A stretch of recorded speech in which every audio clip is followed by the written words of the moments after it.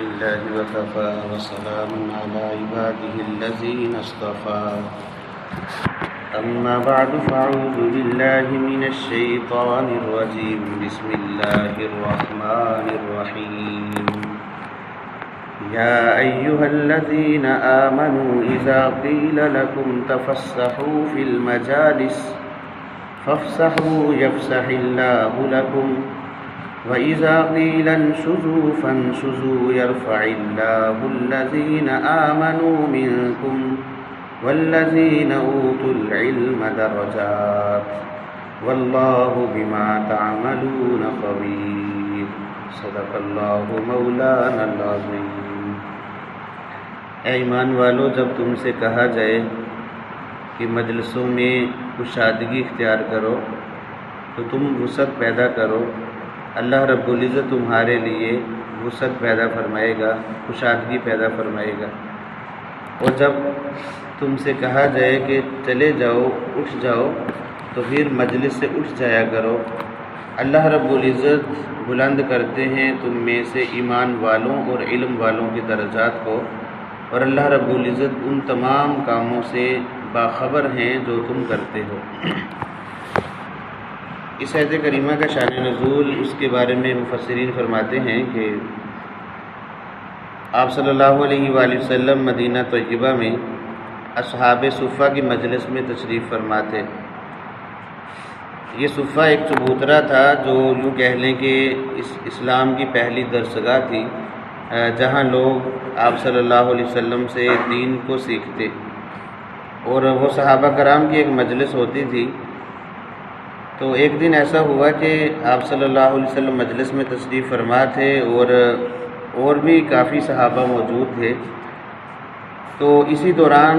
چند بڑے بڑے صحابہ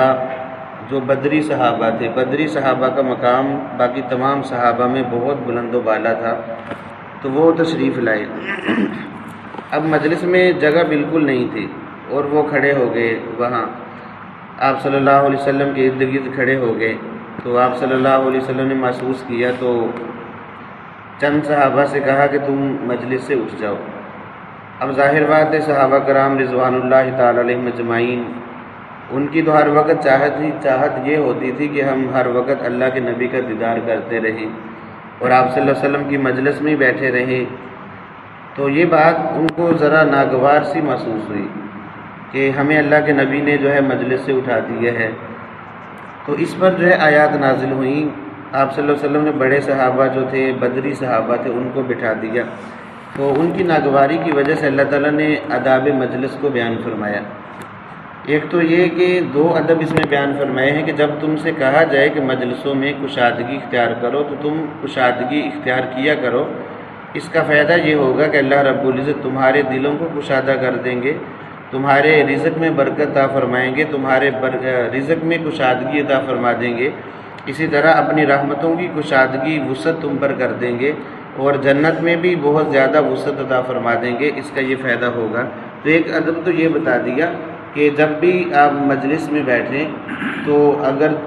کوئی اور آدمی آ جائیں تو اس کے لیے ذرا تھوڑا سا سمٹ جائیں، اس کو جگہ دے دیں۔ یہ مجلس کے آداب میں سے ہے۔ تو ایک تو مجلس کا ادب یہ بھی ہے کہ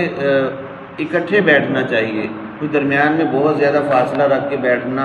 یہ بھی مناسب نہیں ہے۔ صحابہ کرام رضوان اللہ تعالی علیہم اجمعین کے بارے میں آتا ہے اللہ کے نبی کی مجلس میں جب بیٹھتے اس طرح جڑ کر بیٹھتے تھے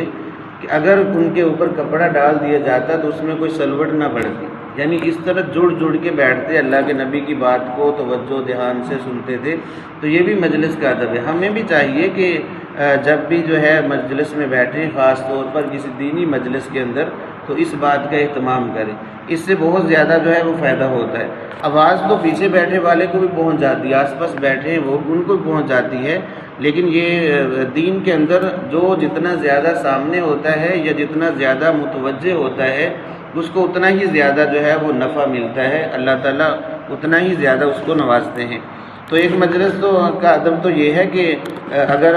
لوگ زیادہ ہیں تو کوئی اور اوپر سے آ گئے تو تھوڑا سا ان کے لیے سمٹ جائیں، سکڑ جائیں، تاکہ ان کے لیے کشادگی پیدا ہو جائے۔ اگرچہ یہ تھوڑی سی آدمی کو مشقت تو ہوتی ہے، لیکن اس مشقت پر بڑے بڑے فیصلے اللہ تعالیٰ فرماتے ہیں۔ اللہ تعالیٰ دلوں میں محبت کو ڈال دیتے ہیں، اور اللہ رب العزت جو ہے رزق میں کشادگی فرما دیتے ہیں، اور اسی طرح باقی اعمال میں اللہ اپنی رحمتوں میں کشادگی عطا فرما دیتے ہیں۔ یعنی دنیا کا بھی فائدہ ہوتا ہے اور آخرت کا بھی فائدہ ہوتا ہے، اس سے نفرتیں بھی ختم ہوتی ہیں، اور ہر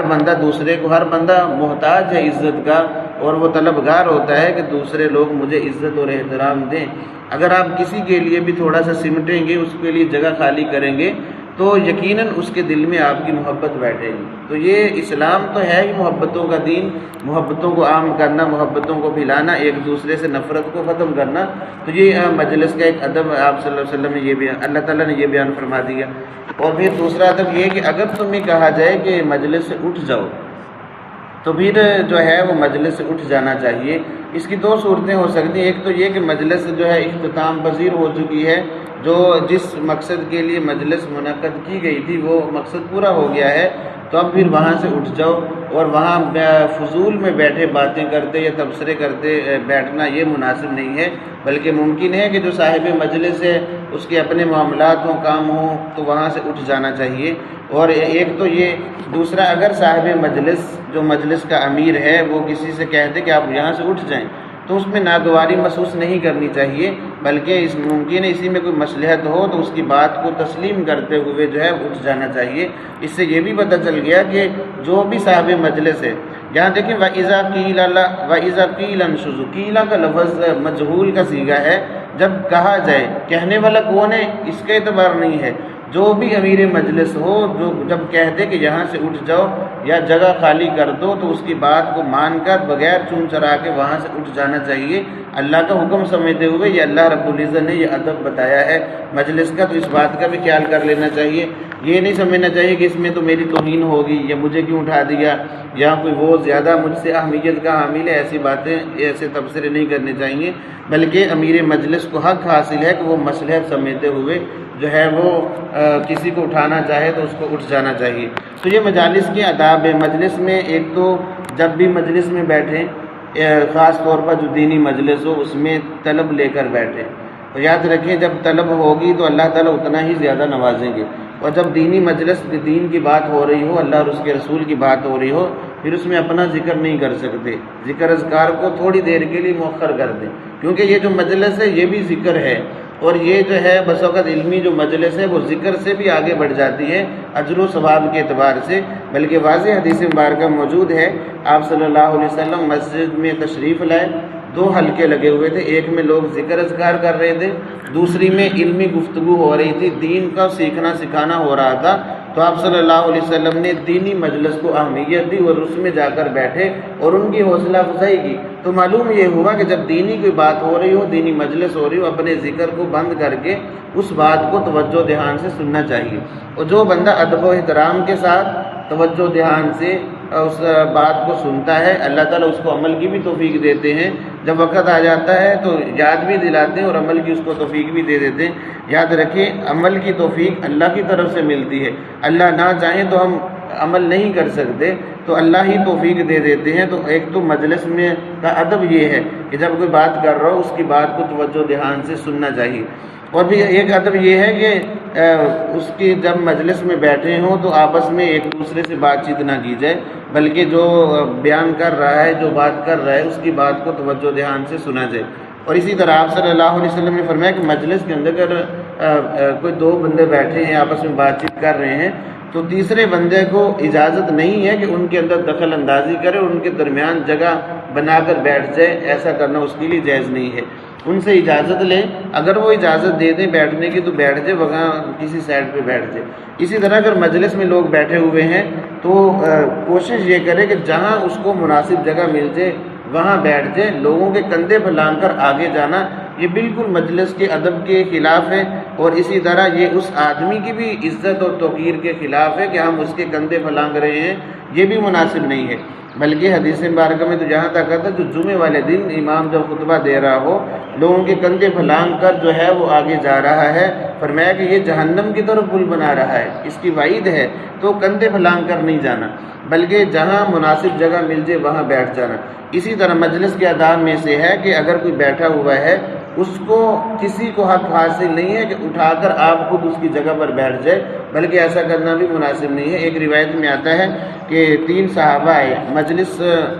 میں سب صحابہ موجود تھے، اب ایک نے محسوس کیا تو اس کو ایک جگہ کشادگی نظر آئی، وہاں جا کر بیٹھ گیا،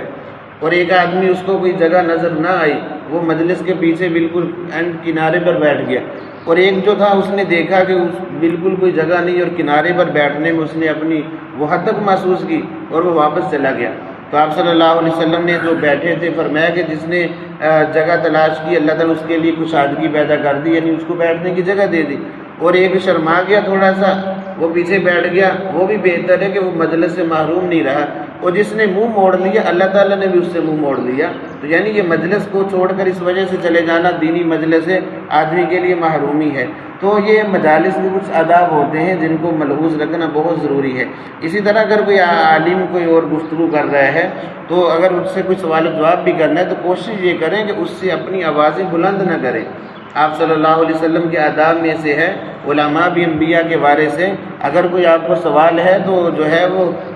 احترام کو ملحوظ رکھتے ہوئے اس سے جو ہے وہ سوال کیا جائے، تاکہ جو ہے وہ مجلس میں دوسرے لوگ بھی اس کو یہ نہ سمجھیں کہ اس کو کوئی بولنے کا